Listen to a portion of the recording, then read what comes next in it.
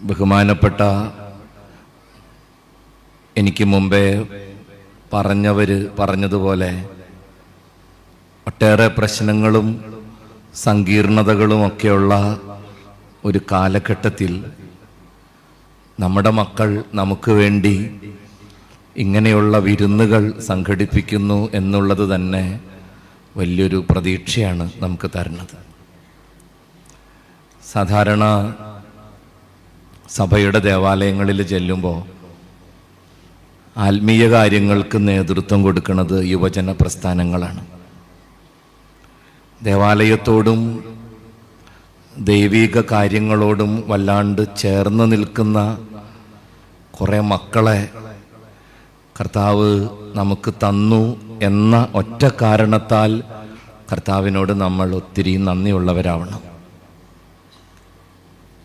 ചുറ്റുപാടും സംഭവിക്കുന്ന ഓരോരോ കാര്യങ്ങളും കഥകളും ഒക്കെ കേൾക്കുമ്പോൾ ഇന്നല്ലെങ്കിൽ നാളെ അത് എൻ്റെ വീട്ടിലും എൻ്റെ പ്രിയപ്പെട്ടവരിലും സംഭവിക്കാൻ സാധ്യതയുണ്ടെന്നുള്ള ഭയം ഉള്ളിലുണ്ടെങ്കിലും നാളിതുവരെ കാത്തല്ലോ കർത്താവേ എന്നൊരു കൃതജ്ഞതയുടെ വാക്ക് നമ്മുടെ ഉള്ളിൽ ഉണ്ടായിരിക്കുന്നത് എന്തുകൊണ്ടും നല്ലതാണ്. ഈ പിള്ളേരിതിന് ആത്മഹർഷം എന്ന് പേരിട്ടതും എന്നെ ഞെട്ടിച്ച്. തിരുമേനി അവസാനം പറഞ്ഞു വെച്ചതുപോലെ ആത്മാവിനെ കുറിച്ചുള്ളൊരു ചിന്ത കൊച്ചങ്ങളുടെ മനസ്സിലുണ്ടല്ലോ എന്നാണ് ഞാൻ ആശ്വസിക്കുന്നത്. കർത്താവിൻ്റെ ഒരു വചനം അറിയാലോ, ലോകം മുഴുവൻ നേടിയാലും ആത്മാവ് നഷ്ടപ്പെട്ടാൽ എന്തു ഫലം? ലോകം മുഴുവൻ നേടിയാലും ആത്മാവ് നഷ്ടപ്പെട്ടാൽ എന്തു ഫലം? നമ്മുടെ വിചാരം കർത്താവ് പറഞ്ഞത് ചത്തുപോണേനെ കുറിച്ചാണെന്നാണ്.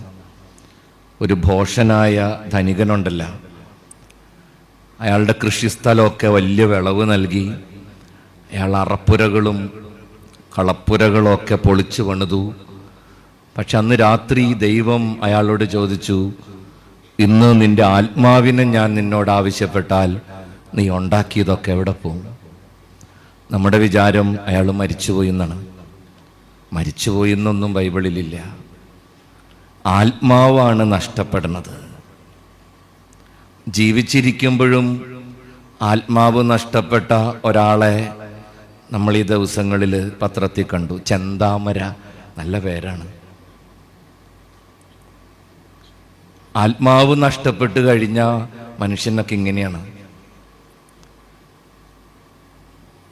ബഹുമാനപ്പെട്ട വികാരിയച്ഛൻ പറഞ്ഞതുപോലെ മാതാപിതാക്കളെ ഗൗനിക്കാതെ, മക്കളെ പരിഗണിക്കാണ്ട്, ചുറ്റുപാടും സംഭവിക്കുന്നതിനെക്കുറിച്ചൊന്നും അല്പം പോലും പരിഭവമോ പശ്ചാത്താപമോ ഇല്ലാതെ ജീവിക്കുന്നവരൊക്കെ ആത്മാവ് നഷ്ടപ്പെട്ടു പോയവരാണ്.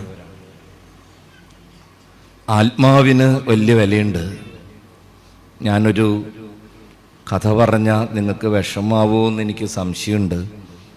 കാരണം ആ കഥയിൽ ചില കാര്യങ്ങൾ എന്തോ തെറ്റിദ്ധരിക്കണില്ല എന്നുള്ള വിശ്വാസത്തിൽ ഞാൻ പറയാം. സംഗതി സൂപ്പർ കഥയാണ്.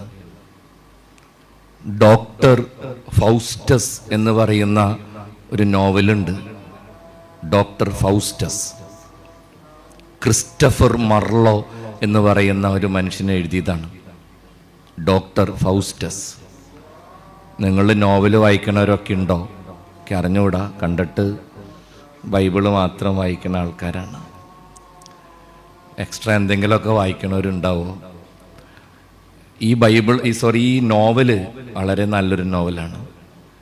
കാലഘട്ടത്തിൻ്റെ പ്രത്യേകതയെക്കുറിച്ച് പറയുന്ന നോവലാണ്. തിരുമേനി പറഞ്ഞതുപോലെ ഇത് കേട്ട് കഴിയുമ്പോൾ ഓരോരുത്തർക്കും എന്തെങ്കിലുമൊക്കെ ഒന്ന് തോന്നും. അതുകൊണ്ടാണ് ഞാനിത് പറയണത്. നമ്മുടെ മക്കൾ ഫോറിന് പോണ്, കാശുണ്ടാക്കണ്, വലിയ വീട് പണിയണ്, സുഖസൗകര്യങ്ങൾ ഒരുക്കണ്. കർത്താവിൻ്റെ വചനം ഈ കാലഘട്ടത്തിൽ വളരെ വളരെ വളരെ പ്രസക്തമാണ്. പണ്ടൊക്കെ ഈ വലിയ വീട് കാണുമ്പോൾ എൻ്റെ അപ്പനോട് എനിക്ക് ഭയങ്കര അരിശം തോന്നിയിട്ടുണ്ട്. വലിയ വീടുകളൊക്കെ കാണുമ്പോഴേ നമുക്ക് അസൂയ വരും. നമ്മുടെ സ്വഭാവം അതാണല്ലോ. നമുക്ക് എപ്പോഴും മറ്റുള്ളവരിലെ നന്മ കാണുമ്പോഴാണല്ലോ അസൂയ വരണേ. നേരത്തെ ഡോക്ടർ പറഞ്ഞ പോലെ മോൻ്റെ മാർക്ക് കിട്ടുമ്പോൾ അപ്പുറത്തവൻ എത്രയുണ്ടെന്നാണല്ലോ. വീട്ടിൽ കറണ്ട് പോയി ആദ്യം ചെയ്യണ പണി ജനലിക്കൂടെ അപ്പുറത്തെ വീട്ടിൽ കറണ്ട് ഉണ്ടോ എന്ന് നോക്കലാണ്. അപ്പുറത്തെ വീട്ടിൽ കറണ്ട് ഇല്ലെങ്കിൽ ഹൗ സമാധാനമായി, എല്ലായിടത്തും പോയിട്ടുണ്ട്, നമുക്കൊരാശ്വാസം എന്ന് പറഞ്ഞ പോലെയാണത്. ഞാൻ പണ്ടൊക്കെ വലിയ വീട് കാണുമ്പോൾ എൻ്റെ അപ്പൻ്റെ അടുത്ത് വഴക്കുണ്ടാക്കും. അപ്പൻ എന്താ മര്യാദയ്ക്ക് പഠിച്ചാൽ കുഴപ്പമായിരുന്നേ. ഗ്രാൻഡ് ഫാദർ പഠിപ്പിക്കാൻ വിട്ടപ്പോൾ അപ്പൻ മാവും എറിഞ്ഞ് നടന്ന്. അപ്പം മര്യാദയ്ക്ക് പഠിച്ചില്ല. ആർക്ക് പോയി? എനിക്ക് പോയി. അപ്പം നന്നായിട്ട് പഠിച്ചിട്ടുണ്ടായിരുന്നെങ്കിൽ നല്ല ജോലി കിട്ടിയെന്നെ. നല്ല ജോലി കിട്ടിയെങ്കിൽ നല്ല ശമ്പളം ഉണ്ടായെന്നെ. നല്ല ശമ്പളം കിട്ടിയിരുന്നെങ്കിൽ നല്ല വീട് പണിയായിരുന്നു. നല്ല വീട് പണിതെങ്കിൽ എനിക്ക് സുഖമായിട്ട് ഷവറിൻ്റെ അടിയിലൊക്കെ നിന്ന് കുളിക്കായിരുന്നു.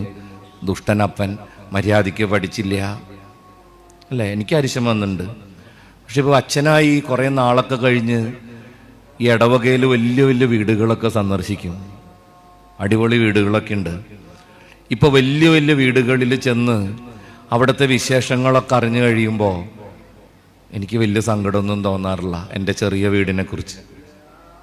കാരണം വലിയ വീട്ടിലുള്ള വലിയ വിഷമങ്ങൾ ഇപ്പം നമുക്ക് നന്നായിട്ടറിയാം. അതുകൊണ്ട് ഈ കാലഘട്ടത്തിലുള്ളവർ ഈ നോവൽ വായിക്കുന്നത് നല്ലതാണ്. നിങ്ങൾക്ക് കിട്ടുമെന്ന് അറിഞ്ഞുകൂടാ. ഇത് കഥ കേട്ട സ്ഥിതിക്ക് ഇനി വായിച്ചില്ലെങ്കിലും കുഴപ്പമില്ല, കേൾക്കാൻ പോണ സ്ഥിതിക്ക്.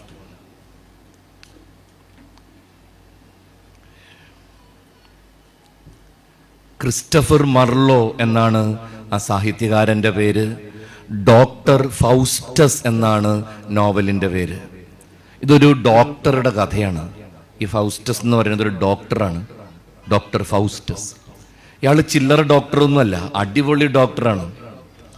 ഇയാൾ വൈദ്യശാസ്ത്രം മാത്രമൊന്നുമല്ല പഠിച്ചിരിക്കണേ, MBBS ഒന്നുമല്ല, എല്ലാം പഠിച്ചിട്ടുണ്ട്. തത്വശാസ്ത്രം, ദൈവശാസ്ത്രം, വാനനിരീക്ഷണ ശാസ്ത്രം, ഭൂമിശാസ്ത്രം, ജീവശാസ്ത്രം എന്ന് വേണ്ട എന്തൊക്കെ ശാസ്ത്രങ്ങളുണ്ടോ അതൊക്കെ പഠിച്ചേക്കുന്ന ഒരു ഡോക്ടറാണ് ഡോക്ടർ ഫൗസ്റ്റസ്. ഒരു ദിവസം കൂട്ടുകാരുടെ കൂടെ ഷെയറിട്ട് സ്മോളൊക്കെ അടിച്ചുകൊണ്ടിരിക്കുന്ന നേരത്ത് കൂട്ടുകാർ ഈ ഡോക്ടറോട് ചോദിച്ചു, ഡോക്ടറെ എല്ലാം പഠിച്ചിട്ടുണ്ടാ? ഡോക്ടർ പറഞ്ഞ് എല്ലാം പഠിച്ചിട്ടുണ്ട്. എല്ലാം പഠിച്ചിട്ടുണ്ടാ? എല്ലാം പഠിച്ചിട്ടുണ്ട്. ഉടനെ ഒരു കൂട്ടുകാരൻ ചോദിച്ച്, ചെകുത്താനെക്കുറിച്ച് പഠിച്ചിട്ടുണ്ടാ? ഡോക്ടർ പെട്ട്. ഡോക്ടർ പറഞ്ഞു, അയ്യോ ചെകുത്താനെ കുറിച്ചൊന്നും പഠിക്കാൻ പോയിട്ടില്ല. അപ്പൊ പിന്നെ എല്ലാം പഠിച്ചു എന്ന് എങ്ങനെയാ പറയാൻ പറ്റണത്? പോയി പഠിക്കും. അങ്ങനെ ഡോക്ടർ അതൊരു വെല്ലുവിളിയായിട്ട് സ്വീകരിച്ചു. ഡോക്ടർ അന്ന് മുതൽ പിശാചിനെ കുറിച്ച്, സാത്താനെ കുറിച്ച് പഠിക്കാൻ തുടങ്ങി. ആവശ്യമില്ലാത്ത പണിക്കൊന്നും ആരും പോവരുത്, ഞാനിത് പറഞ്ഞെന്നും വെച്ച്. ചെകുത്താനെ കുറിച്ച് പഠിക്കുന്ന ശാസ്ത്രശാഖകളുണ്ട്, ഗൂഗിളിലൊക്കെ ഉണ്ട് ഇഷ്ടം പോലെ. നെക്രോമൻസി എന്ന് പറയുന്ന ഒരു ശാസ്ത്രശാഖയുണ്ട്. കുട്ടിച്ചാത്തന്മാരെ കുറിച്ചുള്ള പഠനമാണ് നെക്രോമൻസി. ഞാൻ വീണ്ടും പറയണു, ആവശ്യമില്ലാത്ത പണിക്ക് ആരും പോവരുത്. രോമാഞ്ചം സിനിമയൊക്കെ കണ്ടുണ്ടാവുമെന്ന് വിചാരിക്കണം, ചതിയാണ്. ഡോക്ടർ പഠിക്കാൻ പോയി. പഠിച്ചു പോയപ്പോൾ ഒരു കുട്ടിച്ചാത്തനെ ഡോക്ടർ പരിചയപ്പെട്ടു. മഹുമിടുക്കൻ, എപ്പോൾ വിളിച്ചാലും ഓടി വരും, എന്ത് ചോദിച്ചാലും പെട്ടെന്ന് സാധിച്ചു തരും. ഡോക്ടർക്ക് ഈ കുട്ടിച്ചാത്തനെ വല്ലാണ്ടങ്ങ് പിടിച്ച്. അറിഞ്ഞു കഴിഞ്ഞപ്പോൾ ഡോക്ടർ നിശ്ചയിച്ച് ഒന്ന് പരീക്ഷിച്ച് നോക്കണം, ഈ പറയണതൊക്കെ സത്യമാണോ. അങ്ങനെ ഒരു പച്ച പാതിരയ്ക്ക് ഡോക്ടർ ലൈറ്റൊക്കെ ഓഫ് ചെയ്ത് ഒരു മെഴുകുതിരിയൊക്കെ കത്തിച്ച് വെച്ച് ഈ കുട്ടിച്ചാത്തനെ വിളിക്കാൻ തുടങ്ങി. ചെകുത്താൻ ആൾ എക്സ്ട്രാ ഡീസൻറ്റ്. 3-4 വിളി കഴിഞ്ഞപ്പോഴേക്കും കുട്ടിച്ചാത്തൻ ഡോക്ടറുടെ മുമ്പിൽ പ്രത്യക്ഷപ്പെട്ട്. കുട്ടിച്ചാത്തൻ ചോദിച്ച്, എന്നെ വിളിച്ചാ? വിളിച്ച്. എന്തേ വിളിച്ചത്? ഡോക്ടർ പറഞ്ഞ്, എന്ത് ചോദിച്ചാലും തരുമെന്ന് കേട്ടിട്ടുണ്ട്, ശരിയാണോ? ചെകുത്താൻ പറഞ്ഞു, ശരിയാണ്, എന്ത് ചോദിച്ചാലും തരും. എന്ത് ചോദിച്ചാലും തരും. Very good. എന്തെങ്കിലും കണ്ടീഷൻ ഉണ്ടോ? കുട്ടിച്ചാത്തൻ പറഞ്ഞു, ഉറപ്പായിട്ടുണ്ട്. എന്ത് കണ്ടീഷൻ?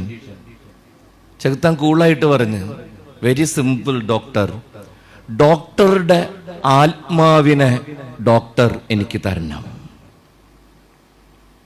ഡോക്ടറുടെ ആത്മാവിനെ ഡോക്ടർ എനിക്ക് തരണം. പകരം എന്ത് ഡോക്ടർ ചോദിച്ചാലും ഞാൻ ഡോക്ടർക്ക് തരും. ഡോക്ടർ പറഞ്ഞു, ഇത് വളരെ ഈസിയാണല്ലോ. പയറുപായസം പകരം കടിഞ്ഞൂൽ പുത്രസ്ഥാനം കൊടുത്ത ഏസാവ്, വിശപ്പുള്ളവന് അതുകൊണ്ട് എന്ത് ഫലം, അയാൾ വിറ്റ് എന്ന് പറഞ്ഞതുപോലെ ഡോക്ടർ കുട്ടിച്ചാത്തിനോട് പറഞ്ഞ്, വെരി സിമ്പിൾ, ഞാൻ തരാം. ചെത്താൻ പറഞ്ഞു, അങ്ങനെ വെറുതെ പറഞ്ഞാൽ പോരാ, എഗ്രിമെന്റ് ഉണ്ട്, എത്ര നാളത്തേക്കെന്ന് പറയണം.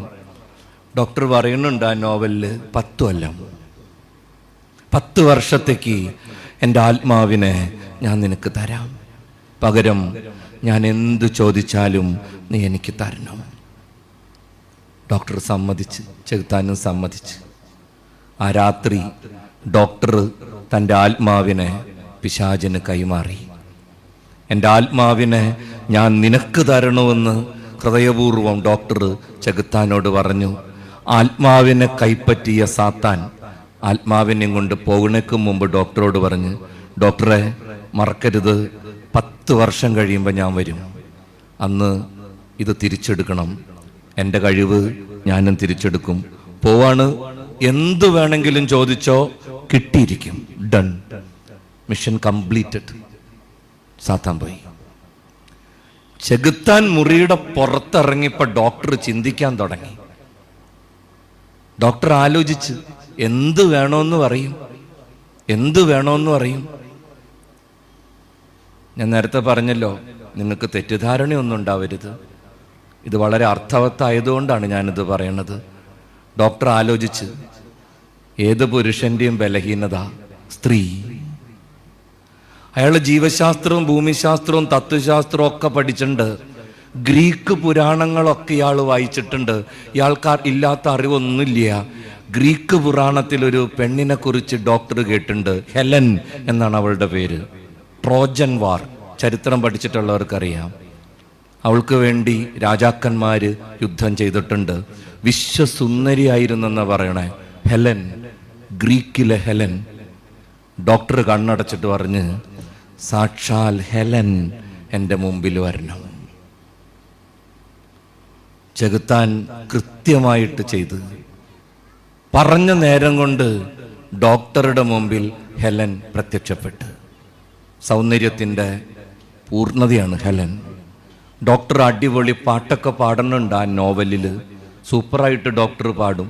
ആദം ഹവ്വേനെ കണ്ടപ്പോൾ പാടിയ പോലെ, thousands of ships have launched for you burned the topless towers of helium. അടിപൊളി പാട്ടാണ് ഡോക്ടർ പാടണേ. അവസാനം ഡോക്ടർ ഹെലനോട് പറയുമോ, Helen, make me immortal with a kiss. ഒരു ചുംബനം തന്ന് നീ എന്നെ മരണമില്ലാത്തവനാക്കണം, എനിക്കൊരു കിസ്, ഒരു ചുംബനം തരണം. ഹെലൻ ആകാശവും ഭൂമിയില്ല, അവൾക്ക് എന്തു നോക്കാനാണ്, അവളിതെത്ര കണ്ടേക്കണ്.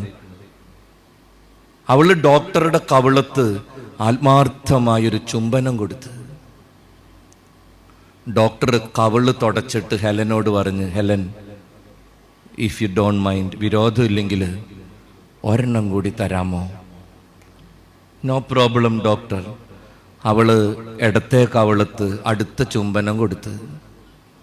കവിള് തുടച്ചിട്ട് ഡോക്ടർ പറഞ്ഞ്, ഐ എം സോറി ഹെലൻ, ഒരെണ്ണം കൂടി വേണം. വീണ്ടും വലത്തെ കവിളത്ത് മൂന്നാമത്തെ ചുംബനം. മൂന്നാമത്തെ ചുംബനം കിട്ടിക്കഴിഞ്ഞപ്പോ ഹെലൻ ശ്രദ്ധിച്ച്, ഡോക്ടറുടെ കണ്ണില് കണ്ണീര് വരണ പോലെ, അയാള് വിതുമ്പണ പോലൊരു സംശയം. ഹെലൻ ചോദിച്ചു, എന്താ പ്രശ്നം? ഒന്നുമില്ല Helen, if you don't mind, ഒരെണ്ണം കൂടി. നാലാമത്തെ ചുംബനം. നാലാമത്തെ ചുംബനം കഴിയുമ്പോ ഈ മനുഷ്യൻ പൊട്ടി പൊട്ടി പൊട്ടി കരയാൻ തുടങ്ങി. ഈ മനുഷ്യൻ ഭയങ്കരമായിട്ട് നിലവിളിക്കാൻ തുടങ്ങി. ഹെലൻ ആകെ പകച്ച്. ഹെലൻ ചോദിച്ച്, എന്തിനാ ഡോക്ടറെ കരയണത്? എന്തവിടെ ഉണ്ടായേ? ഡോക്ടർ പറയണത് പോലെയൊക്കെ ഞാൻ ചുംബനം തരുന്നുണ്ട്, ഞാൻ വേറൊരു ഉപദ്രവത്തിനും വന്നില്ല, എന്തിനാ അങ്ങ് നിലവിളിക്കണത്? ഡോക്ടർ വിതുമ്പിക്കൊണ്ട് ഹെലനോട് പറയും, ഹെലൻ, നിന്റെ ഒരു ചുംബനം പോലും എനിക്ക് അനുഭവിക്കാൻ പറ്റണില്ല ഹെലൻ. ഹെലൻ ചോദിച്ചു, എന്തു പറ്റി? എനിക്കറിയാം എന്താ കാരണമെന്ന് ഡോക്ടർ പറഞ്ഞു. എന്താ കാരണം? ഹെലൻ ചോദിച്ചു. അയാൾ പറഞ്ഞു, എന്താണെന്നറിയോ? എന്താ ഡോക്ടർ? എൻ്റെ ആത്മാവിനെ പിശാചു കൊണ്ടുപോയി, എൻ്റെ ആത്മാവിനെ ചെകുത്താൻ കൊണ്ടുപോയി. സെമിനാരി പഠനകാലത്ത് 10 കൊല്ലാണ് ബൈബിള് പഠിക്കണേ. കർത്താവ് പറഞ്ഞ് ഈ വചനം ഉണ്ടല്ലോ, ലോകം മുഴുവൻ നേടിയാലും നിന്റെ ആത്മാവ് നഷ്ടപ്പെട്ടാൽ നിനക്കെന്ത് ഫലം എന്ന വചനം, അതെനിക്ക് പഠിപ്പിച്ച് മനസ്സിലാക്കി തന്നത് അച്ഛന്മാർ അധ്യാപകരൊന്നുമല്ല, ഈ നോവലാണ്. ഈ കാലഘട്ടത്തിൻ്റെ മനുഷ്യനെ അത്ര സുന്ദരമായിട്ടാണ് ക്രിസ്റ്റഫർ മർലോ നോവലിൽ എഴുതി വെക്കുന്നത്. ഇതാണ് ഇന്നത്തെ മനുഷ്യൻ്റെ അവസ്ഥ. പ്രിയപ്പെട്ടവരെ, നമ്മളെല്ലാവരും തിരിച്ചറിയേണ്ട ഒരു കാര്യമാണ്. നേരത്തെ പറഞ്ഞതുപോലെ നമ്മുടെ കുഞ്ഞുങ്ങൾക്ക് ഒത്തിരി അറിവുണ്ട്, നമ്മുടെ കുഞ്ഞുങ്ങൾക്ക് സുഖസൗകര്യങ്ങൾ ഏറെയുണ്ട്. നമ്മളൊക്കെ ജീവിച്ച പോലത്തെ കാലത്താണോ നമ്മുടെ മക്കൾ ജീവിക്കണത്? അവർക്ക് എന്തിനാ ഒരു കുറവുള്ളത്? അവർക്ക് എന്തിനൊരു പോരായ്മയുള്ളത്? നമ്മളൊക്കെ വളർന്നു വന്ന ചുറ്റുപാടുകളാണോ ഇന്ന് നമ്മുടെ ഭവനങ്ങളിലുള്ളത്? AC ഉണ്ട്, വാഷിംഗ് മെഷീൻ ഉണ്ട്, മൈക്രോവേവ് അവനുണ്ട്, കാറുണ്ട്, ബൈക്കുണ്ട്. എന്തില്ലാത്ത എന്തുമാത്രം സുഖസൗകര്യങ്ങളും ഭൗതികമായ ആർഭാടങ്ങളും നമ്മുടെ ജീവിതത്തെ മൂടിക്കിടക്കണ്. പക്ഷെ എല്ലാവരും പറയും, അച്ഛാ പഴയ സുഖമില്ലട്ടാ, പഴയ സന്തോഷമില്ലട്ടാ. നമ്മുടെ ബാല്യത്തിൽ ദേവാലയത്തിൽ വരുമ്പോഴും പ്രാർത്ഥിക്കുമ്പോഴും നമ്മുടെ ഉള്ളിൽ അനുഭവപ്പെട്ടിരുന്ന ഈ പറയണ ആത്മഹർഷം ഉണ്ടല്ലോ, ആത്മാവിൻ്റെ സന്തോഷം, അതിന്ന് നമുക്ക് എത്ര പേർക്ക് ആസ്വദിക്കാനും അനുഭവിക്കാനും സാധിക്കുന്നുണ്ട്? നിങ്ങൾക്ക് തോന്നുന്നുണ്ടോ നമ്മുടെ വിദേശത്ത് പോണ മക്കള് അവൾക്ക് സമ്പത്തും സുഖസൗകര്യങ്ങളും സമൃദ്ധമായി കിട്ടിക്കഴിയുമ്പോൾ നമ്മൾ ഇന്ന് അനുഭവിക്കുന്ന സന്തോഷമെങ്കിലും അവരനുഭവിക്കുന്നു? ഒരിക്കലും ഇല്ലട്ടോ പ്രിയപ്പെട്ടവരെ. നമ്മുടെ മക്കൾക്കൊക്കെ ആത്മഹർഷം എന്ന് പറയണ ആ പദത്തിൻ്റെ അർത്ഥം പോലും അന്യമാകുന്നൊരു കാലഘട്ടത്തിലേക്കാണ് നമ്മുടെ കുഞ്ഞുങ്ങൾ പോയിക്കൊണ്ടിരിക്കുന്നത്. അല്പം മാറി ചിന്തിക്കണമെന്നാണ് ദൈവത്തിൻ്റെ ആത്മാവ് നമ്മെ ഓർമ്മിപ്പിക്കുന്നത്. ഒരുവൻ തൻ്റെ ആത്മാവിന് പകരമായി എന്ത് കൊടുക്കും? ഒരുവൻ തൻ്റെ ആത്മാവിന് പകരമായി എന്ത് കൊടുക്കും? നമ്മുടെ കൊച്ചു മക്കളെ ബോധ്യപ്പെടുത്തി കൊടുക്കേണ്ട കാര്യം എന്തൊരു ക്ഷണികമാണെന്നറിയോ ഈ ലോകത്തിൻ്റെ സുഖങ്ങളും സന്തോഷങ്ങളും. ഒരു കൊച്ചു ഉദാഹരണം വേറെ ഒന്നല്ല. ഇന്നലെ അല്ലെങ്കിൽ ഇന്ന് വേണ്ട, ഇന്നലെ തന്നെ പഠിക്കാം. വാട്സാപ്പ് കാണാത്തൊരു വളരെ കുറച്ച് പേരുണ്ടാവുള്ളൂ ഇതിനകത്ത്. എന്തെങ്കിലും കണ്ടിട്ടുണ്ടാവും. ഫേസ്ബുക്ക് നോക്കിയിട്ടുള്ളവരും ഒത്തിരി പേരുണ്ടാവും. ഫേസ്ബുക്ക്, വാട്സാപ്പ്, വേണമെങ്കിൽ ഇൻസ്റ്റയും കൂടി പിടിച്ചോ. ഇന്നലെ കണ്ടിട്ടുള്ള ഒത്തിരി പേരുണ്ട്. ഒരു കുഞ്ഞു ചോദ്യമാണ് അച്ഛൻ്റെ. ഇന്നലെ കണ്ടതും കേട്ടതും എന്തെങ്കിലും ഇപ്പോ നീ ഓർത്തിരിക്കണ്ട? ഇന്നലെ കണ്ടതും കേട്ടതും വല്ല അടാറ് തമാശയോ അല്ലെങ്കിൽ എന്തെങ്കിലും കഴുത്തറക്കണ രംഗോ അല്ലെങ്കിൽ ഭീകരമായ എന്തെങ്കിലും വൃത്തികേടോ ചിലപ്പോ തപ്പിപ്പിടിച്ച മനസ്സിൽ കിട്ടും. Otherwise no. 1% പോലും നമ്മൾ ഓർക്കണില്ലെന്നുള്ളതാണ് സത്യം. Not even 1%. എത്ര മണിക്കൂറാണ് ഈ കുന്ത്രാണ്ടത്തിൻ്റെ മുമ്പിൽ കളഞ്ഞെന്നറിയാമോ? ഇതാണ് ലോകത്തിൻ്റെ പ്രലോഭനങ്ങളുടെ പ്രത്യേകത. നിങ്ങൾക്കറിയാമോ, www എന്ന് വെച്ചിട്ടാണ് എല്ലാ നെറ്റുകൾ ആരംഭിക്കുന്നത്, എല്ലാ പോർട്ടലുകളും www.com. ഓക്കെ, ഈ www എന്നിട്ടെന്നറിയോ? www ന്യൂമറിക്കൽ നമ്പർ 666 ആണ്. 666 ആണ്. 666 ആരുടെ നമ്പറാണ്? 666 ആരുടെ നമ്പറാണ്? ചെകുത്താന്റെ നമ്പറാണ്. www എന്ന് ഇംഗ്ലീഷ് അക്ഷരമാലയിൽ എഴുതുമ്പോൾ ഇറ്റ്സ് ന്യൂമറിക്കൽ നമ്പർ ഈസ് 666. വെളിപാടിന്റെ പുസ്തകത്തിലുള്ള ആ ഭീകര ജീവിയുടെ പേരാണ് 666. എത്ര വിദഗ്ധമായിട്ടാണ് പൈശാചികമായ പ്രലോഭനങ്ങൾ നമ്മുടെ അന്ധകരണത്തെ മലിനപ്പെടുത്തുന്നതെന്ന് ഒരു ഉദാഹരണം അച്ഛൻ സൂചിപ്പിച്ചെന്നേ ഉള്ളൂ. നമ്മുടെ പ്രിയപ്പെട്ടവരെ, നമ്മുടെ കുടുംബത്തെ ഇത്തരത്തിലുള്ള ആപത്തുകളിലും അനർത്ഥങ്ങളിലും നിന്ന് പരിപാലിക്കാനുള്ള ഒരു ഉത്തരവാദിത്വം, ആത്മാവിൻ്റെ വാളെടുക്കാനുള്ള ഒരു ധർമ്മം നമ്മുടെ ഓരോരുത്തരുടെ ജീവിതത്തിലുണ്ടെന്ന് നമ്മൾ തിരിച്ചറിയണം. നമ്മിൽ നിന്ന് വേണം അത് ആരംഭിക്കാൻ. കർത്താവ് തൻ്റെ ശിഷ്യന്മാരോട് പറയുന്ന ഒരു ഡയലോഗുണ്ട്: വിജാതീയരുടെ ഭരണകർത്താക്കൾ അവരുടെ മേൽ അധികാരം പുലർത്തുന്നുവെന്നും അവരുടെ അധികാരികൾ അവരുടെ മേൽ അവകാശങ്ങൾ ഉന്നയിക്കുന്നുവെന്നും നിങ്ങൾക്കറിയാമല്ലോ. പക്ഷെ നിങ്ങളുടെ ഇടയിൽ അങ്ങനെ ആവരുത്. കർത്താവ് പറയും, കണ്ണിന് പകരം കണ്ണ്, പല്ലിന് പകരം പല്ല് എന്ന് പറയപ്പെട്ടത് നിങ്ങൾ കേട്ടിട്ടുണ്ടല്ലോ. പക്ഷേ നിങ്ങളുടെ ഇടയിൽ അങ്ങനെ ആവരുത്. ലോകം മുഴുവനും, ഞാൻ എവിടെയോ വായിച്ചതാണ്, ഒരു കാത്തലിക് ചർച്ചിൽ ഒരു പോപ്പ് ഉണ്ടായിരുന്നു, മാർപ്പാപ്പ ജോൺ പോൾ സെക്കൻഡ്. പ്രഗത്ഭനായിരുന്നു. അദ്ദേഹത്തെക്കുറിച്ച് എവിടത്തെയാണ്, ഒരു cardinal, I think Belgium cardinal Lustiger, അദ്ദേഹം എഴുതിയൊരു പുസ്തകത്തിലാണ് അങ്ങനെ എഴുതിയിട്ടുണ്ട്: when the whole world is in sleep there is someone who is awake. ലോകം മുഴുവനും ഉറങ്ങിക്കിടക്കുമ്പോൾ ഉണർന്നിരിക്കുന്ന ഒരു മനുഷ്യനുണ്ട്, അങ്ങനെയാ പറയാറ്. ലോകം മുഴുവൻ ഉറങ്ങിക്കിടക്കുമ്പോൾ ഉണർന്നിരിക്കുന്ന മനുഷ്യരാവണം നമ്മൾ.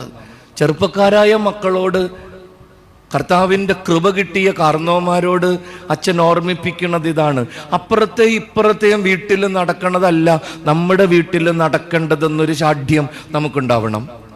മറ്റു മക്കൾ ജീവിക്കേണ്ടതും വളരുന്നതും പോലെയല്ല നമ്മുടെ മക്കൾ ജീവിക്കേണ്ടതും വളരേണ്ടതും എന്നൊരു ശാഠ്യം നമുക്കുണ്ടാവണം. നമ്മളാണ് ജന്മം കൊടുത്തതെങ്കിൽ, നമ്മളാണ് ഭക്ഷണം കൊടുക്കുന്നതെങ്കിൽ, നമ്മളാണ് താമസ സൗകര്യങ്ങൾ ഒരുക്കുന്നതെങ്കിൽ, നമ്മളാണ് വിദ്യാഭ്യാസം കൊടുക്കാൻ കഷ്ടപ്പെടുന്നതെങ്കിൽ നമ്മുടെ മനസ്സിലൊരു ബലം ഉണ്ടാവണം, ഒരു ബലം വേണം.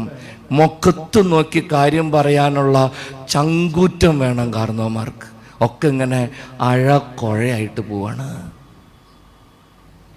എല്ലാവരും കോംപ്രമൈസിങ് ഫോർമുലയാണ്.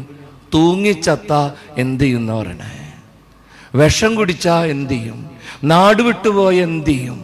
ചില മക്കളത് വിദഗ്ധമായിട്ട് മുതലാക്കുകയും ചെയ്യും. ഞാൻ പോയപ്പോൾ അമ്മയ്ക്ക് എന്തോ കുഴപ്പം, ഞാനില്ലെങ്കിൽ ഇപ്പം അപ്പനെന്താ പ്രശ്നം, വേറെ ഉണ്ടല്ലോ 2-3 പണ്ടൊന്നും നമ്മുടെ കുടുംബത്തിന് ഇങ്ങനെയായിരുന്നില്ല. ചോറുണ്ടില്ലെങ്കിൽ ഉണ്ടില്ല, അത്ര ഉള്ളത്. ആരും പിന്നാലെ നടന്ന് വാരിത്തരില്ല, ആരും പിന്നാലെ നടന്ന്. എന്നിട്ട് നമുക്ക് വല്ല കുഴപ്പമുണ്ടായ? തങ്കപ്പെട്ട മക്കളായിട്ട് നമ്മളൊക്കെ വളർന്ന്, നമ്മുടെ മക്കൾ നമ്മുടെ മുമ്പിൽ കൃത്യമായിട്ട് പറഞ്ഞ് നീ ചെയ്യണത് ശരിയല്ല. മറിയം യേശുവിനോട് പറഞ്ഞ വാചകം ഉണ്ടല്ല, ഉണ്ണിയെ 12 വയസ്സുള്ളവനെ പള്ളി കണ്ടെത്തിയപ്പോ മറിയം മുഖത്ത് നോക്കി പറഞ്ഞ്, എന്താ മേരി പറഞ്ഞത്? നീ ഞങ്ങളോട് ഇങ്ങനെ ചെയ്തതെന്ത്? ഓക്കെ, നിങ്ങൾ വായിക്കണ ബൈബിളിൽ അല്ലറ ചില്ലറ വ്യത്യാസം ഉണ്ടാവും. എൻ്റെ ബൈബിളിൽ അങ്ങനെയാണ്: നീ ഞങ്ങളോട് ഇങ്ങനെ ചെയ്തതെന്ത്? നിന്റെ പിതാവും ഞാനും ഉത്കണ്ഠയോടെ നിന്നെ അന്വേഷിക്കുകയായിരുന്നു. ഞാൻ സ്വപ്നത്തിൽ പോലും വിചാരിക്കണില്ല ഈ മേരി അമ്മ ഇങ്ങനെയാണ് പറഞ്ഞെന്ന്. സ്റ്റാൻഡേർഡ് ചീത്ത അവള് പറഞ്ഞിട്ടുണ്ട്. ഉറപ്പായിട്ടും മേരി പറഞ്ഞത് വൃത്തിയേട് കാണിക്കരുതെന്ന് തന്നെയാണ്. മോൻ്റെ മുഖത്ത് നോക്കി മേരി പറഞ്ഞിട്ടുണ്ട്, നീ ചെയ്യണത് തെറ്റട്ടാ. നിന്റെ അപ്പനും ഞാനും 3 ദിവസമായി തെണ്ടിപ്പറക്കി നടക്കണ്, നിന്നെയും തപ്പി. ഇത് എവിടെ പോയി കിടക്കരുന്നു. മറിയം രൂക്ഷമായിട്ട് തന്നെ ചോദിച്ചിട്ടുണ്ടാവുക, ശക്തമായിട്ട് തന്നെ അവൾ പ്രതികരിച്ചിട്ടുണ്ടാവുക. നമ്മുടെ മക്കളുടെ കുറ്റങ്ങളും കുറവുകളും താലോലിക്കല്ല വേണ്ടത്. ഭക്ഷണം കഴിക്കാണ്ടിരിക്കുമ്പോൾ എന്ത് കുന്തെങ്കിലാവട്ടെ എന്നും പറഞ്ഞ് മൊബൈൽ വെച്ച് കൊടുക്കണവരും കാർട്ടൂൺ TV ഓൺ ചെയ്യണവരുണ്ട്. അങ്ങനെയല്ല മക്കളെ പരിശീലിപ്പിക്കേണ്ടത്.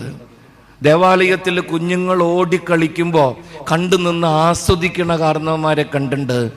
തമ്പുരാന്റെ ഭവനത്തിൽ എങ്ങനെ വ്യാപരിക്കണമെന്ന് കുഞ്ഞുങ്ങളെ പഠിപ്പിക്കണം.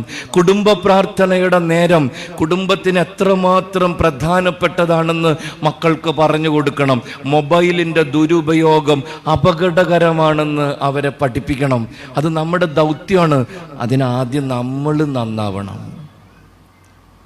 മക്കൾ പരീക്ഷയ്ക്ക് പോയി കഴിഞ്ഞാൽ റിമോട്ട് കൺട്രോൾ കുത്തിപ്പിടിച്ചോ കളിച്ചുകൊണ്ടിരിക്കണ അമ്മയ്ക്ക് അത് പറയാനുള്ള അവകാശം ഉണ്ടാവില്ല. പല അമ്മമാരുടെയും കൈയുടെ തന്തവിരലിൻ്റെ തുമ്പത്ത് കട്ടി തൈമ്പാണ്. ഈ സീരിയൽ കണ്ട് വന്നതാണ്. കുത്ത് തന്നെ കുത്ത്. എന്തോരം മാതാപിതാക്കളെന്നറിയോ. കുടുംബത്തിൽ സന്ധ്യാപ്രാർത്ഥനയ്ക്ക് മുട്ടുകുത്തി കഴിഞ്ഞ 15 മിനിറ്റ് പരദൂഷണം പറഞ്ഞ് അവസാനം വായ കഴച്ച് കഴിയുമ്പോൾ പ്രാർത്ഥന തുടങ്ങുന്ന കുടുംബങ്ങളുണ്ട്. എന്നോട് പിള്ളേർ പറഞ്ഞിട്ടുള്ളതാണ് ഞാൻ ഈ പങ്കുവയ്ക്കുന്നത്. എനിക്ക് പ്രാർത്ഥനയ്ക്ക് ഇരിക്കാൻ മടിയണച്ചാ. കാരണം ഇരുന്നാൽ അമ്മ അപ്പനും അപ്പൂപ്പനും അമ്മൂമ്മയൊക്കെ ഇതാണ് കുറേ നേരം പറഞ്ഞുകൊണ്ടിരിക്കണേ. അവസാനം അവശതയായി കഴിയുമ്പോൾ ഭാവാക്യം പുത്രനും കുത്തി തുടങ്ങും. വലിയ ശല്യണച്ചാ. നമ്മുടെ ജീവിതത്തിൽ ഇത് ആരംഭിക്കണം. നമ്മുടെ കുടുംബത്തിൽ ആരംഭിക്കണം.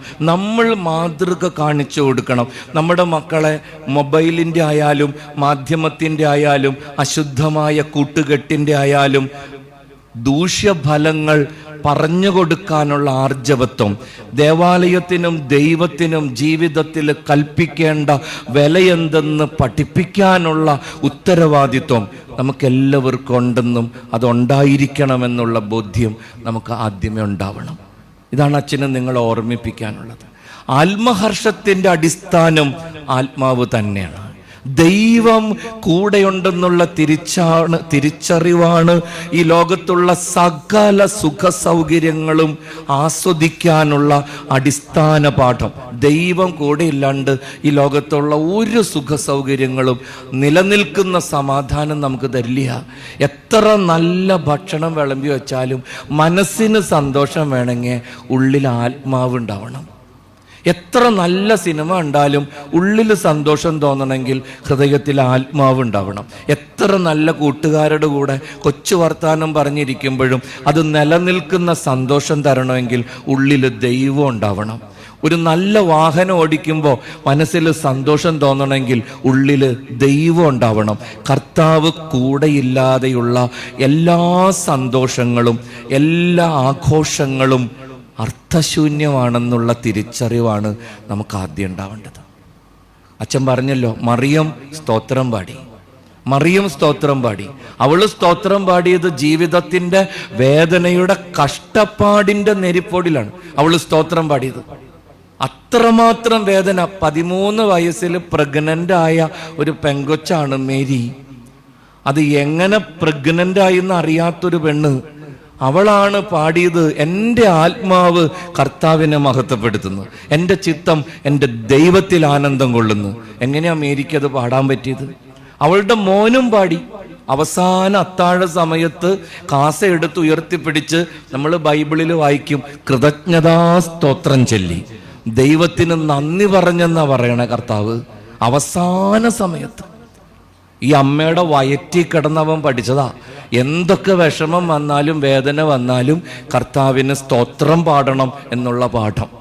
ഇത് നമ്മുടെ മക്കൾക്ക് നമ്മൾ പറഞ്ഞു കൊടുക്കണം. ജീവിതത്തിൻ്റെ സന്തോഷങ്ങളിലും ദുഃഖങ്ങളിലും ഒരുപോലെ കർത്താവിന് ഒരു സ്തോത്രഗീതം നാവിൻ തുമ്പിൽ സൂക്ഷിക്കാൻ നമ്മുടെ മക്കളെ നമ്മൾ പരിശീലിപ്പിക്കണം. പണ്ടൊക്കെ ഒരു നല്ല വസ്ത്രം കിട്ടിയാൽ നമ്മൾ ചെയ്തുകൊണ്ടിരുന്നത് ആദ്യത്തെ ഞായറാഴ്ച പള്ളിയിലിട്ടുണ്ടു. അങ്ങനെയായിരുന്നു. ഒരു പുതിയ പെൻസിൽ കിട്ടിയ, ഒരു പേന വാങ്ങിച്ചു കിട്ടിയ ആദ്യം ഒന്നില്ലെങ്കിൽ കുരിശായിരിക്കും, അല്ലെങ്കിൽ എന്തെങ്കിലും കർത്താവിൻ്റെ കാര്യം എഴുതും. അങ്ങനെയായിരുന്നു. വീട്ടിൽ നല്ല സാധനം എന്തുണ്ടായാലും ഓടി പള്ളി കൊണ്ടുവരും. അങ്ങനെ ഒരു കാലം ഉണ്ടായിരുന്നു. എന്തൊക്കെ ഉണ്ടായാലും ഇപ്പോൾ ഭക്ഷണം കഴിക്കാനിരിക്കുമ്പോൾ കർത്താവിന് നന്ദി പറയണ എത്ര കുഞ്ഞുങ്ങളുണ്ട്. ഞങ്ങൾ അച്ഛന്മാരൊക്കെയാണ് നിങ്ങളുടെ വീട്ടിൽ ഭക്ഷണം കഴിക്കാൻ വരണമെന്ന് വിചാരിക്കുക. ചോറ് വിളമ്പിപ്പഴിക്കും വികാരിയച്ഛൻ JCB കൊണ്ട് കുഴിയൊക്കെ എടുത്തുനിന്ന് വയ്ക്കുക ചാറൊഴിക്കാൻ. ഭക്ഷണം കഴിക്കാൻ അച്ഛനെ വിളിച്ച് ചോറ് വിളമ്പിയപ്പോഴേക്കും അച്ഛൻ കുഴിയെടുത്ത് ചാറൊഴിക്കാൻ. ചാറൊഴിച്ചപ്പോഴേക്കും വികാരിച്ചൻ പറഞ്ഞ്, ഇറച്ചിയൊന്നുമില്ലേ? അച്ഛാ പയറ് വിളമ്പിയിട്ട് ഇറച്ചി. വികാരിച്ചൻ പറയും, അച്ഛന്മാർക്ക് ഇറച്ചി കൂട്ടാൻ പച്ചക്കറി കൂട്ടാൻ പാടില്ലെന്ന് അറിയാൻ പാടില്ലേ? ഇത് നിന്നെ പച്ചക്കറിയൊക്കെ. അന്ന് ഇറച്ചി ഇട്ടുകൊടുത്ത്. ഇത് വിളമ്പണേൻ്റെ ഇടയ്ക്ക് ബോധമുള്ള സ്ത്രീ ആണെങ്കിൽ മനസ്സിലോർക്കും, ഈ അച്ഛനിത് എന്തു പറ്റി? ശരീരത്തിൽ ഒരവയവേ ഉള്ളൂ, വയറ്. ഇങ്ങനെ ആർത്തി പാടുണ്ടോ അച്ഛന്മാർക്ക്? ഒന്ന് കുരിശ വരച്ചിട്ട് തുടങ്ങിയപ്പോൾ എന്താ കുഴപ്പം? കുരിശ വരയ്ക്കണ കണ്ടില്ലല്ല. നിങ്ങൾ ഞങ്ങളെക്കുറിച്ച് വളരെ മോശമായിട്ട് ചിന്തിക്കും. അച്ഛന്മാർക്ക് മാത്രമല്ല അത് പറഞ്ഞേക്കണേ, അച്ഛന്മാരോട് മാത്രമല്ല പറഞ്ഞേക്കണേ. ഭക്ഷണത്തിൻ്റെ മുമ്പിൽ ഇരിക്കുമ്പോൾ കുരിശ വരയ്ക്കണമെന്ന്, തമ്പുരാനെ ഓർക്കണമെന്ന്. അതെല്ലാ വിശ്വാസികൾക്കും ബാധകമാണ്. നമ്മുടെ കുഞ്ഞുങ്ങളെ നമ്മളിതൊന്നും പരിശീലിപ്പിക്കില്ല. ഒരു മൊബൈൽ കിട്ടിയാൽ ആദ്യം ഫോൺ വിളിക്കണത് ആർക്കാന്ന് ആലോചിച്ച് നോക്ക്. ഒരു മൊബൈൽ കിട്ടിയാൽ ആദ്യം സേവ് ചെയ്യണ ഫോട്ടോ ആരുടെയാന്ന് ആലോചിച്ച് നോക്ക്. തമ്പുരാൻ്റെ ഫോട്ടോ ഒന്നും ആയിരിക്കില്ല. അതിനൊക്കെ നമുക്ക് ചില ആൾക്കാരുണ്ട്. നമ്മുടെ ജീവിതത്തിൻ്റെ പ്രയോറിറ്റികൾ മാറി മാറി പോവുക.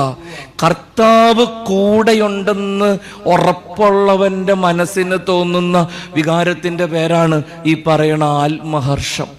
അത് സുഖത്തിലായാലും ദുഃഖത്തിലായാലും ദൈവം കൂടെയുണ്ടെന്നുള്ള ഉറപ്പ് തരുന്ന വികാരത്തിൻ്റെ പേരാണ് ആത്മഹർഷം.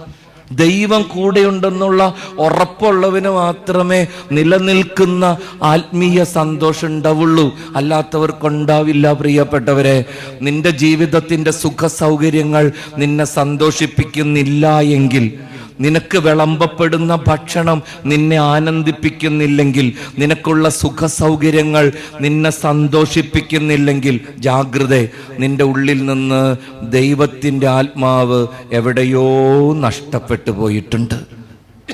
നിന്റെ കൂടെയുള്ള ദൈവത്തെക്കുറിച്ചുള്ള ചിന്ത നിനക്ക് കൈമോശം വന്നിട്ടുണ്ട്. കർത്താവ് കൂടെ ഉണ്ടെന്ന് വെച്ച് എപ്പോഴും തുള്ളിക്കളിക്കണമെന്നൊന്നുമില്ലട്ടാ. അങ്ങനെ ചിന്തിക്കുന്നവരുണ്ട്. കർത്താവ് കൂടെ ഉണ്ടെങ്കിൽ എപ്പോഴും ദിന്തിന്താനോ ആയിരിക്കും എന്നൊന്നൊരു ഉറപ്പില്ല. ഇഷ്ടം പോലെ കൊട്ട് കിട്ടിയവരുടെ കഥകൾ ബൈബിളിലുണ്ട്. യോഹന്നാന്റെ സുവിശേഷം 1-2 നിങ്ങൾക്കറിയാലോ. കാനായിലെ കല്യാണ വീട്, നിങ്ങൾക്കറിയാം കാനായിലെ കല്യാണ വീട്ടിൽ എന്തുണ്ടായെന്ന്. വീട്ടുകാരൻ്റെ മഹാഭാഗ്യമെന്ന് ഞാൻ വിചാരിച്ച, കർത്താവ് ഉണ്ടല്ലോ വീട്ടില്, മേരി ഉണ്ടല്ലോ വീട്ടില്. പക്ഷെ എന്താ സംഭവിച്ചത്? വീഞ്ഞു തീർന്നുപോയി. അതുവരെ ഉണ്ടാകാത്ത നാണക്കേടാണ് ആ കുടുംബത്തിനുണ്ടായത്. കർത്താവ് ഉണ്ടായിരുന്നിട്ടാ. കർത്താവ് ഉണ്ടായിരുന്നിട്ടും ആ വീട്ടിൽ പ്രശ്നം ഉണ്ടായി എന്നുള്ളതാണ് അല്ലേ?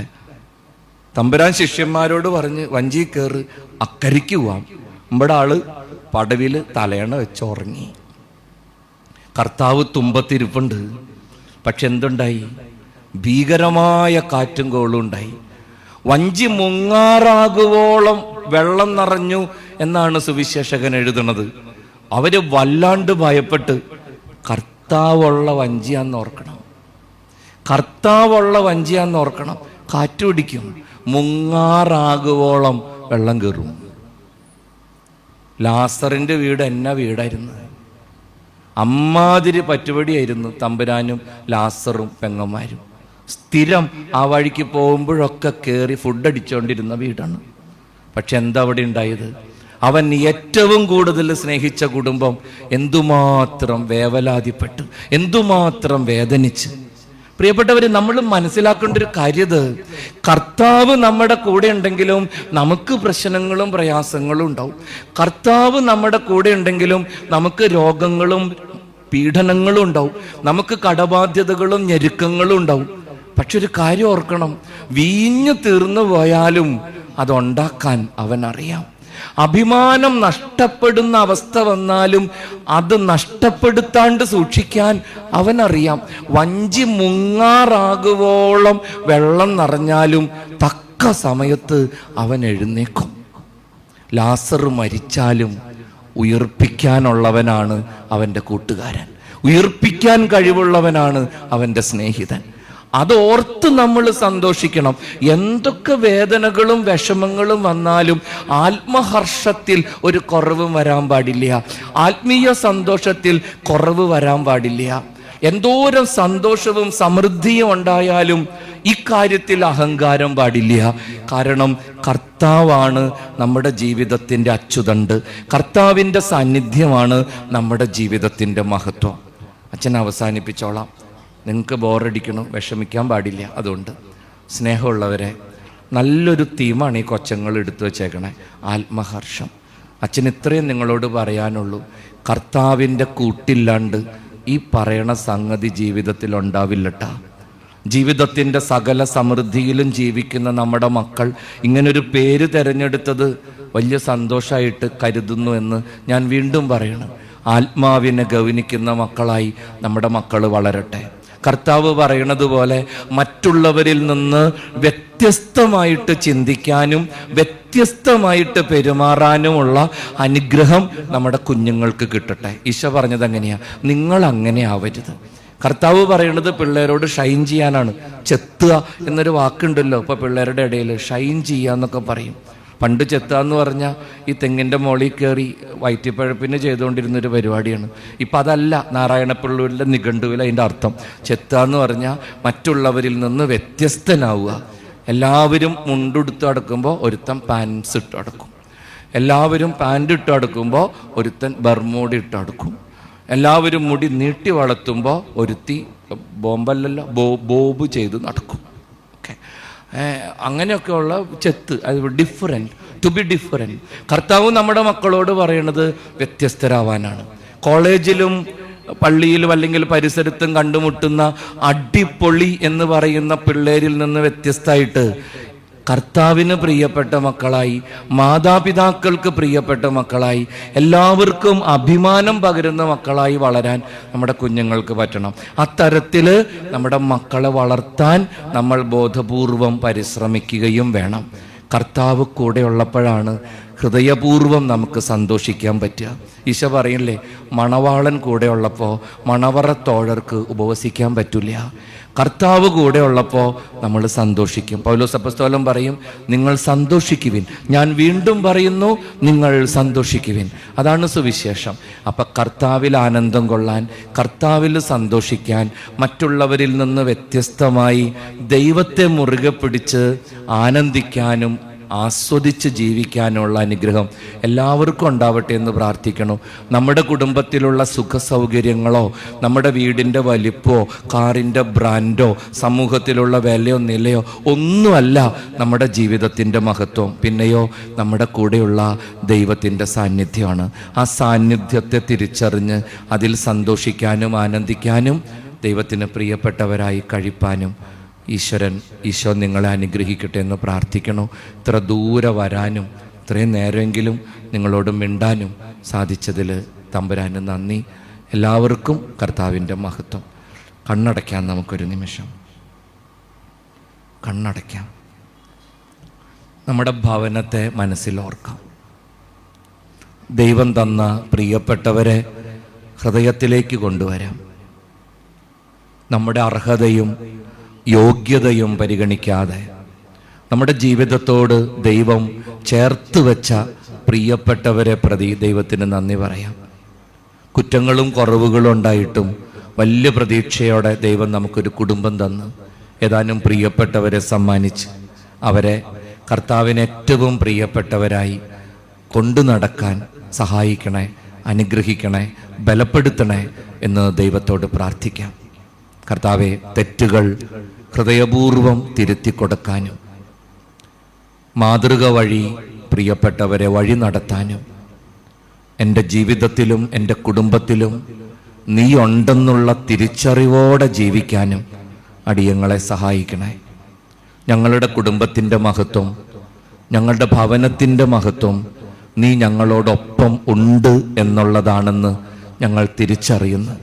വേദനകളിലും സന്തോഷങ്ങളിലും ഭഗ്നാശരാകാതെ, സന്തോഷത്തിലും സമൃദ്ധിയിലും അഹങ്കരിക്കാതെ, ആത്മാവിൽ ആനന്ദിച്ച് ജീവിക്കാൻ, നിന്നെപ്പോലെ ആത്മാവിൽ സന്തോഷിച്ച് കഴിപ്പാൻ ഞങ്ങളേവരെയും നീ പ്രാപ്തരാക്കണേ. അവർണ്ണനീയമായ ദാനത്തെ പ്രതി കർത്താവേ, നിനക്ക് മഹത്വം. ആമേൻ.